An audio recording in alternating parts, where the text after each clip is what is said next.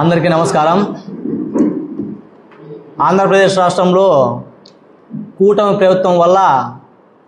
ప్రభుత్వం ఏర్పడినటువంటి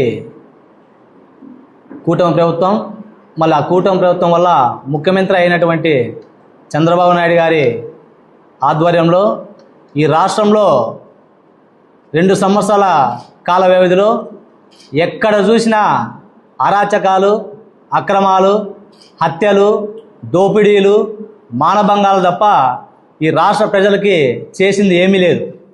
మరి ఇందులో భాగంగానే మొన్న వారం కిందట తోపుదెత్తి ప్రకాష్ రెడ్డి అన్న గారి మీద హత్యాయత్నం జరిగింది. Pre plan murder. అంటే గవర్నమెంట్ వచ్చిన తర్వాత వచ్చి 2 సంవత్సరాలు అయినప్పటికీ గన్మెన్లను తొలగించలే. అందరి ఎమ్మెల్యేలతో పాటు గన్మెన్లను తొలగించింటే కొత్త ప్రభుత్వం వచ్చింది, అందరికీ తొలగించారన్న విషయాన్ని అర్థం చేసుకోవచ్చు. 2 సంవత్సరాల తర్వాత కూటమి ప్రభుత్వం చేస్తున్నటువంటి తప్పులను, అరాచకాలను, దౌర్జన్యాలను ఎత్తి చూపుతున్నాడు. ఈ జిల్లాలో తోపుదెత్తి ప్రకాష్ రెడ్డి గారు ఒక్కరే కూటమి ప్రభుత్వ తప్పులను ఎత్తి చూపుతున్నారన్న ఉద్దేశంతో ఆయన నోరు అణచివేయాలా, అదుపు చేయాలన్న ఉద్దేశంతో గన్మెన్లను తొలగించారు.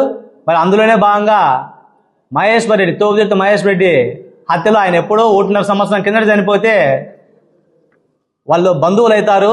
చిన్న కాల్ లిస్టును పట్టుకొని మా కుమారుడి హత్యకు నువ్వే కారణం అని చెప్పేసి తోపుదెత్తి రాజశేఖర రెడ్డి అన్న గారిని ఉద్దేశపూర్వకంగా అరెస్ట్ చేయడం జరిగింది, జైలుకి పంపించారు.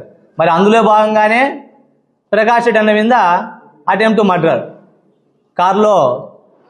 ఒక కారులోనే వెళ్ళి వస్తూ ఉంటే ప్రొద్దుటూరు నుంచి ఎస్ఆర్సి కన్స్ట్రక్షన్ టిప్పరు అక్కడ రోడ్డు వైండింగ్ జరుగుతున్న ఉద్దేశం తెలిసి కూడా ఎటువంటి దారికి అడ్డం పెట్టుకోకుండా, ఇక్కడ రోడ్డు వర్క్ జరుగుతుందనే విషయం తెలిసి కూడా ఏటి పెట్టుకోకుండా ఉద్దేశపూర్వకంగా కారును ఢీ కొట్టడానికి వచ్చింది. మరి ఈ భయభ్రాంతులతో తోపుదెత్తి ప్రకాష్ రెడ్డి గారు ప్రెస్ మీట్ పెట్టడం జరిగింది. ఎందుకంటే ఇక్కడ జరుగుతున్నటువంటి అన్యాయాల గురించి, ఈ మధ్య జరుగుతున్నటువంటి తోపుదెత్తి కుటుంబం పైన కుట్రల గురించి ప్రెస్ మీట్ పెట్టడం జరిగింది. ఎవరికైనా ప్రాణాపాయం మీదకి వచ్చినప్పుడు ప్రెస్ మీట్ పెట్టి మాట్లాడడం సహజమే. ఇవి కూడా ఎప్పుడు జరిగినాయంటే మన నారా లోకేష్ అనంతపూర్ జిల్లాకి విజిట్ వచ్చిన తర్వాత వాళ్ళ నాయకులతోనూ ఎమ్మెల్యేలతోనూ మాట్లాడిన తర్వాత ఈ విషయాలన్నీ జరగడం జరిగింది. కాబట్టి వీటన్నిటినీ ఉద్దేశించి చూస్తే ఒక ప్రకంగా మరి తోపుదెత్తి ప్రకాష్ రెడ్డి గారిని చంపాలన్న కుట్రతోనే జరిగాయని